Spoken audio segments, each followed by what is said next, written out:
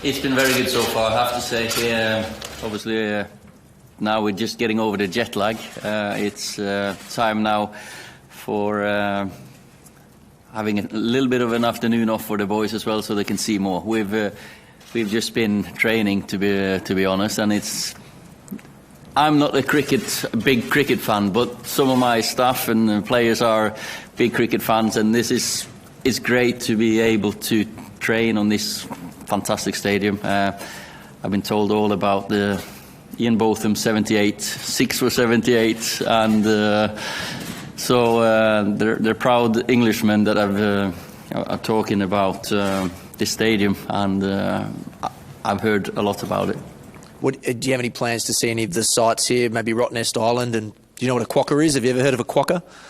We'll definitely have time to explore a little bit more, but at the moment we just, as I said, getting over the jet lag and training. And sorry for Marcus being late, because session was a little bit longer, and very good by the way. So he'll have some treatment and come back soon. Will you be having a look at Optus?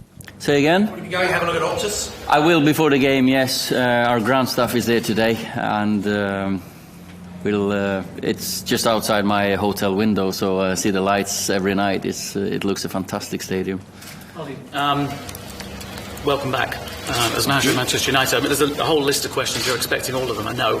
I know, yeah. It's been a long summer, hasn't it? Yeah, there's plenty to talk about.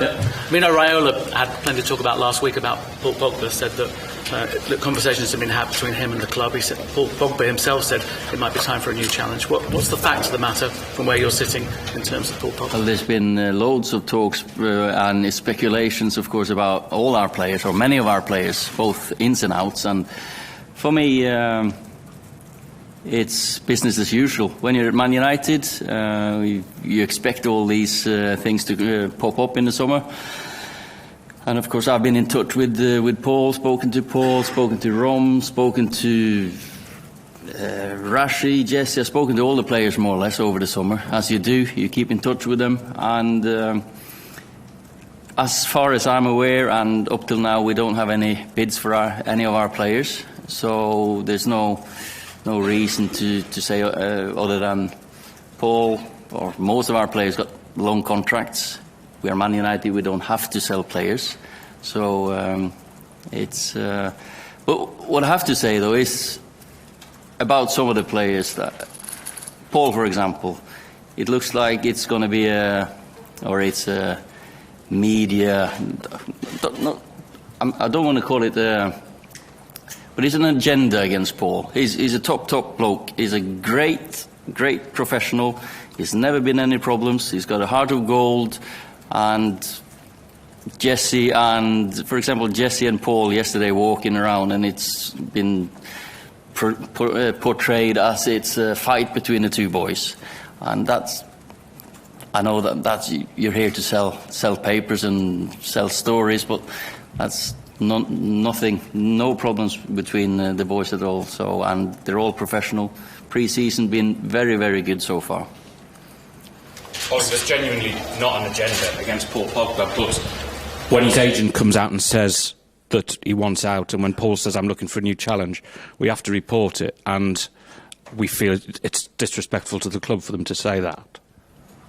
Well, I'm here to talk about the whole team and the pre-season and the season coming. What I will say is Paul's never put himself out of the team. He always wanted to play. He's always given his best, and I can't report anything. But that agents talk all the time, and as I said, we've not had any bids from any clubs. That's all I can say about this matter. Then we can. After the Barcelona game, you said that the club needed to be ruthless in terms of the work they needed to do with the squad, and big decisions would have to be made. As we sit here today, from the general group of that time, Ander Herrera's gone, you've brought two younger players, admittedly for a lot of money in. a lot of fans are saying, where's this ruthlessness? Where are these big decisions? Because it looks very much the same as it was before. Yeah, I can see your point, but doing business in the football market is not going to be like a quick fix overnight. And we got players here who I trust. They're fantastic players. There's loads of players here that I know that's going to be successful at this club. And we've signed 2, as you say, Dan and Aaron. Fantastic, with the speed, with the hunger, with quality that will be part of that. And it's not like, I'm coaching them, I'm managing them here. The business side of it is that you just you have to be in the market. And as I said, at the moment we don't have any offers for our players. Is it a concern for you that Paul comes out and says it might be time for a new challenge, and you said it towards the end of last season that players, it has to mean more to them, they need to be prepared to sacrifice themselves. He doesn't seem to be he's not giving that impression with what he's saying and what his agent is saying. Is that a concern for you? For me, Paul's never been a concern for me. When he's on the pitch, he's working hard, he's professional. He's a true professional, and he's a proud boy. Same answer again. I can't be sitting here talking about Paul all the time and what agents are saying. We've got a few years left of his contract, and for me, he's been fantastic when he's come back in training. I know you said that agents talk, etc., but it can't be helpful to you, can it, that he does come out and make this repeated claim, Mino Raiola, sort of twice in the space of 5 days? Well, I'm not just talking about Mino Raiola. There's loads of agents out there, and of course they've got clients that they're looking after, so they can look after their clients. We've got players and a team that I've got to look after, and we've got to manage. And for us, we know last year was disappointing. But we know also what we have to aim for this year. And the club here, we've got a chance of course, we've got to close the gap to the top teams in the league, because we ended up 6th in a very competitive league. But then again, we've got trophies to play for, and that's what Man United is about, bouncing back after a disappointing season. And pre-season so far has been very, very encouraging. So I'm looking forward to the games when the league starts up. I'm sure we're going to have a good team, a Man United team that's going to challenge, and we're going to have players who are going to give everything for Man United. Not just Paul, Ollie, but what's your stance in general on players that seemingly don't want to stay at the club, in terms of how you handle that going forward? Well, as long as they're here, they're professionals, they work, and as long as they're here working, giving everything they've got, agents and everyone else can talk, and we've got their own talks behind the scenes. And I'm not going to tell you what we've been talking about, as you would probably imagine. You've obviously got 2 new signings here. You've got about a month left of the window. Have you got an idea of how many more you'd like before the deadline? Yeah, we do. We're still in the market and looking to do some business, as I've said before. So, but we're patient, and as I said, we're Man United. We don't have to sell, but we're Man United. But we don't have to overpay either. You have to have the right players for the right price, and if we look at the squad we've got now, there's so many good players there anyway that I'm sure will, with a good pre-season behind us, that's the main thing now. The ones who are here, we're working hard. They want to improve. It's not just a fitness work. It's about robustness. This squad will have to be more robust when the season gets going. Last year we had a run of 10, 12, 13, 14 games. I don't remember how many, without any defeats. But the end, that was disappointing, because we couldn't get ourselves back into winning ways, and we're working on that. Simon? Well, if you look online, especially there's quite a lot of fan disillusionment around the club and everything. Can you understand that, and can you tell them something that will make them feel positive? You know, the passion in our fans is fantastic, and of course they want us to be successful. The loudest ones are probably not the greatest fans or the best fans. And I don't really get too much of it. Karen sends me once in a while a little note, but for me, when I'm out there and speaking to fans, they're all very positive. Of course, they want to see us win again, and that's what we have to say, that we've got to get back to winning trophies, and that's our aim this season. Ollie, the Premier was saying that we beat off the competition from Victoria, which is great.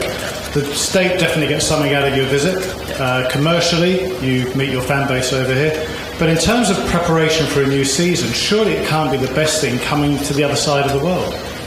Well, I think the boys have done well in the sessions that we've done. Of course, if you're at Carrington, training ground all the time, working in your normal environment, sometimes that goes stale. Sometimes when you go away, you get new enthusiasm, energy, and for us coming here, yeah, we know it's a long way to go, but that's part of being at Man United. We are the biggest club in the world. We do have supporters all around the world, and for me,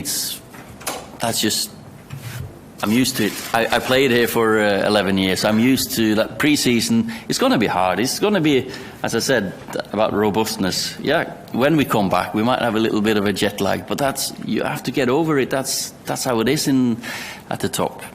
What do you expect from your forwards next season? I think Paul was the top scorer with 16 last season. I think Marcus really got 13 second season running. Do you expect them to be more prolific next season? We had 4 players over in double figures. Of course, that's great. We don't rely on one to score 30, 40 goals. But of course, you want our forwards. You got Anthony, Rom, Marcus. You got Alexis chipping in more. Mason's he's due a breakthrough. I think Dan James is going to chip in with goals, and the more players you get in double figures, great. If you can get a prolific one, if you can get someone up to 20, Marcus and Anthony, Rom, all they've got 20 goals in them. So let's see who hits form, because potential is one thing. If you get into the rhythm, if you saw the end of last session yesterday, was Mason's bang, bang, bang, 3 chances, 3 goals against Cardiff. He could have had 5 goals. He didn't score. So it's just a striker who gets into a good vein of form will score goals. Okay, last question. James? James? You really think it was a genuine competition? Mason will definitely play more games, and he's grown over the summer. I think his confidence has grown a lot after that Cardiff game, because he was our best player in that game. Okay, last question. Ollie, we understand David De Gea was offered an improved contract. Do you think David's close to signing a new deal here now? And just on Alexis, I know he's not coming on tour, but he got a hamstring injury in Copa America. Have you got any indication of how serious or not serious that is? I don't think Alexis' injury was too bad. When he's due back, 3 weeks after the last game, so just when we come back from tour here, he's due back. I would expect him to be fit enough to play straight away and train straight away. David has had a summer now where he's been negotiating and thinking about his contract, so we hope that we're going to get it sorted soon. Pretty optimistic now. I'm positive. Of course, with David, I've said many a time how lucky I am and how happy we are to have him in the goal. So we hope that he stays here for many years.